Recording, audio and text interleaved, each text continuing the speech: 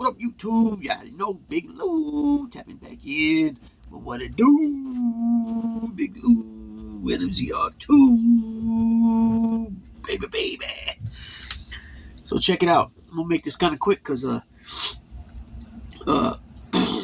UFC 309 started tonight, and they've already. I was only gonna speak on the main event and the co-main event, but they've already finished the first three on the main card. Mauricio Ruffy decision over James Lyon Top. The women's flyweight, that was a catchweight. The women's flyweight, Vivian Arajo, decision third round over Karen Silva. And middleweight, Bo Nickel, decision over Paul Craig. So we got the lightweight co-main event is Charles Oliveira, 34-10, 0-1 no contest. Going up against Michael Chandler, 23-8. And this is the second time these guys are fighting. I don't know, Charles Oliveira, in a lot of his fights, he had a bad reputation as being a quitter, quitting during the fights, but then he bounced back at some point and became the champion, and beat Chandler, he beat Chandler, he beat the guy that Max Holloway knocked out. I can't think of his name right now. Jeez. Anyways, he beat him. He beat I believe he beat what's the name as well. Justin Gaethje was who I was thinking of. I think he beat Dustin Poirier too. So he was on a roll there for a while until he got in there with Islam. Islam choked him out, took his belt, and Islam's still a champion to this day.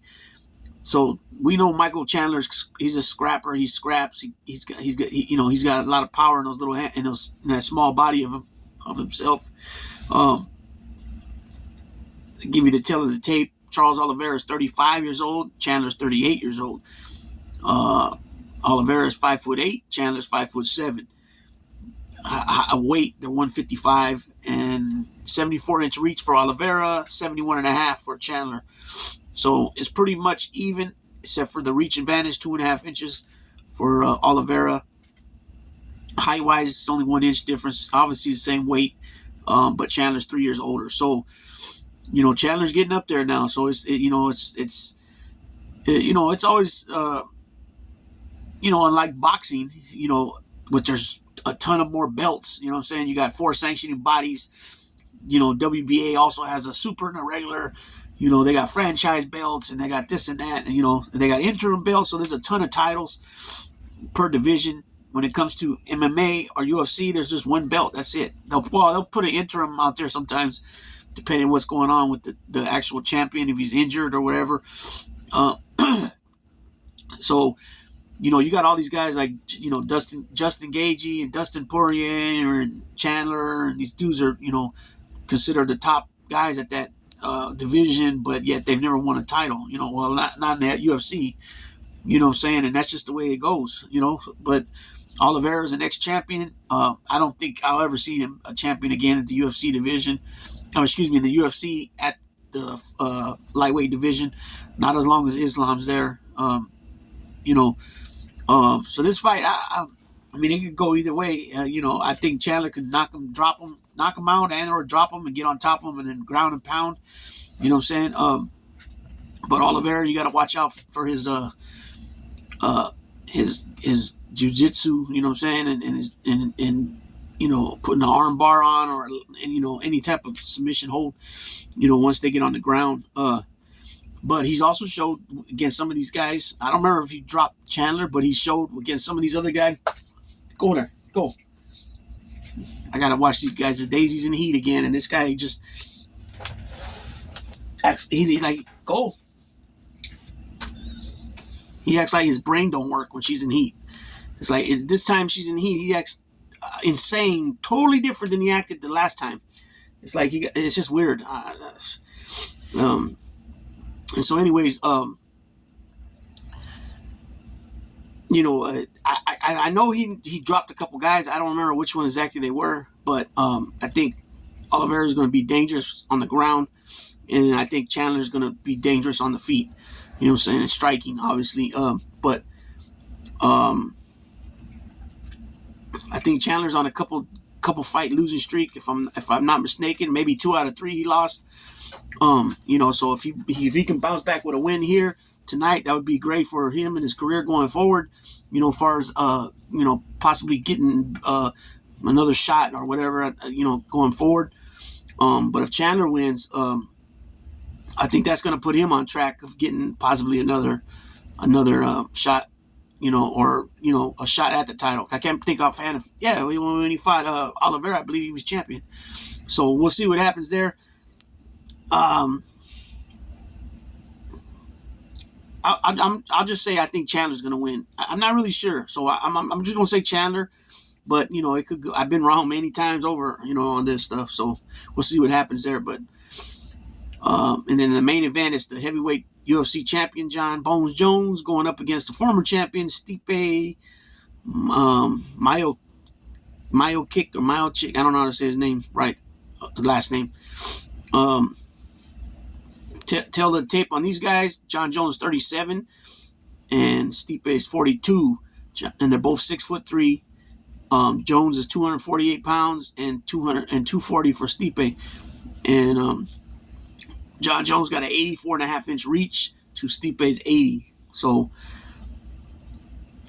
in my opinion, John Jones is dangerous on his feet as well as on the ground, but because of his collegiate wrestling background, I think, and what he's learned since then, in order, leading into going to MMA, he's become dangerous on the ground as well, and but can't count Stipe out because he's an ex-champion too. But in my opinion, John Jones is gonna get him. Unless Stipe catches him with some lucky punch. Well, not lucky punch, but catches him with a punch and puts him on his britches. You know what I'm saying? They're fighting tonight in Madison Square Garden. So I believe that Jones is gonna win. I've read articles in the past week or so that he's not even interested in fighting Tom Aspinall. And I know why. At this point, it's like he's already almost, he's pushing 40 years old. His career's coming to an end soon. It seems like if he don't get the Alex Pereira fight, so I don't know if Alex Pereira is going to bump up to heavyweight or if John Jones is going to go down to back down to light heavyweight, or if they're going to fight somewhere in the middle at a catchweight. Which, if they do that at catchweight, John Jones still got to drop some pounds. So that's why I'm thinking probably Pereira probably come in as a heavyweight, and he wants that fight. Now, if it has anything to do with like boxing, where like if this guy fights that guy, in other words, we'll say if like Canelo fights Bud Crawford, it's going to be a big, huge payday compared to if it's Canelo versus, or we'll say it like this. What fight would be more of a payday? Would it be Canelo versus Benavidez, or Canelo versus Bud Crawford? Bud Crawford could be more money depending on who, how the promotion goes down and all that stuff. The venue, the pay-per-view buys, all that stuff comes into play. Or something like that. So when it comes to UFC, would it be a bigger payday for John Jones if he fought Pereira, or would it be a bigger payday for him if he fought Tom Espinal? You know what I'm saying? I would think it'd probably be Pereira. Pereira's a 2-division champion, and there's been some shit talk, or whatever. Not so much shit talking, but some things have been said, and John Jones is, like I said, 37 years old. I don't know how well he's doing money wise, because he's had a lot of controversial things over the years. I don't know how well he's doing financially wise, if he's able to, buy into businesses, properties. Does he got a steady stream of income coming in as far as other than fighting? Because he's already 37, like I said, and at some point here soon, it's going to come to an end, right? As far as being on top. You can't continue to go on and on and on at 42, 41, 40, 41, 42, 43, 44, and be on top, and making good money, so I don't know that question. I don't know. I mean, the answer to that question, and that being, again, if anybody lost where I'm going with this, if a certain fighter fights a certain fighter, does that bounce up what they'll get paid? And I would think so. I would think that you know, unless they went to like England, you know, they fought in the UK and fought in Manchester or Wembley or something. You know, he went over there and fought Aspinall over there. I don't even know if Aspinall's from England or if he's from somewhere else. Um, well, the UK is big, right? The UK is England, and then it's what, Wales, and it's Northern Ireland, and then Scotland, right? So, you know, if he's not from one of those spots, which I think, let me look it up because I don't want to. But I was because Wembley's a pretty big stadium, right? Uh, well, oh yeah, English mixed martial artist. So let's see, he's yeah, he's from England. He's from Salford, England. So like I said, John Jones don't have no interest fighting him. Um, for the same reasons why, like I mentioned before, for like Bud Crawford fighting Gerard Boots Ennis, you know, at that stage in his career, he's like, why am I going to fight him for? I'm going to fight. I'm looking to add on to my legacy, you know. And he was looking for the big money fights, you know. And so I totally got that, right. And at one point too, I got the fact that Canelo didn't want to really fight Benavidez, but now that's changed because um, you know, Benavidez, since Canelo has said that, he's fought more ex-champions and champions on his resume, such as Caleb Plant, such as David Lemieux, such as Darrell, right? And you know, he's beat these guys. So now, you know, Canelo really can't say, well, who does he beat? Only one champion, Darrell. You know, so he's beaten a few more since then. So I understand that. So I guess just at this point, you know, depending on what the payday would be against Aspinall compared to against Alex Pereira. But for some reason, it's telling me that Alex Pereira payday would be bigger. Just for the fact is what he's done, and since he's already in the conversation as being in the GOAT conversation because he's won the title in 2 different divisions on such a short career.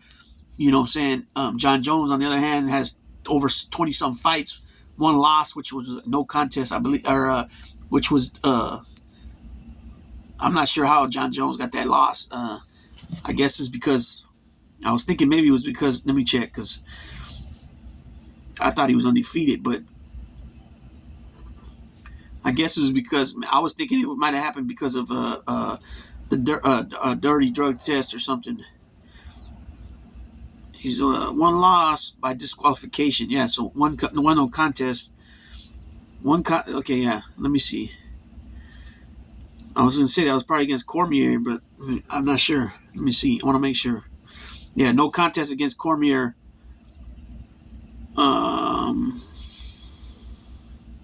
Okay, he lost way back when on his 10th pro fight. He lost. He got a DQ for a illegal elbow, so he lost that.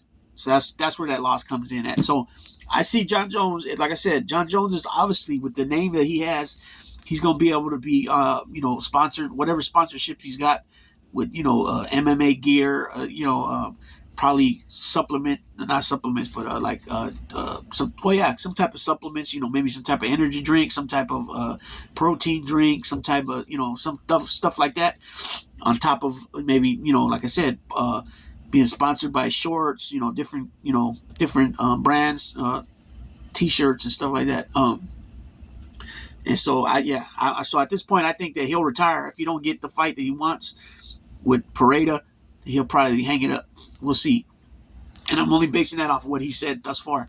But that's what I think. And I think tonight he's going to win pretty good. He'll look decent, even though he's got to definitely have some octagon rust, right? That's another thing about him. He's had issues over the years with big breaks. You know, 2 years here, 2.5 there. I think he's had about 2 or 3 breaks, totaling like 5 or 6 years. So he's lost a lot of his prime years not fighting. You know what I'm saying? So that's where I'm at with that. Let me know what anybody thinks in the comment section. And that being said, Big Lou tapping out.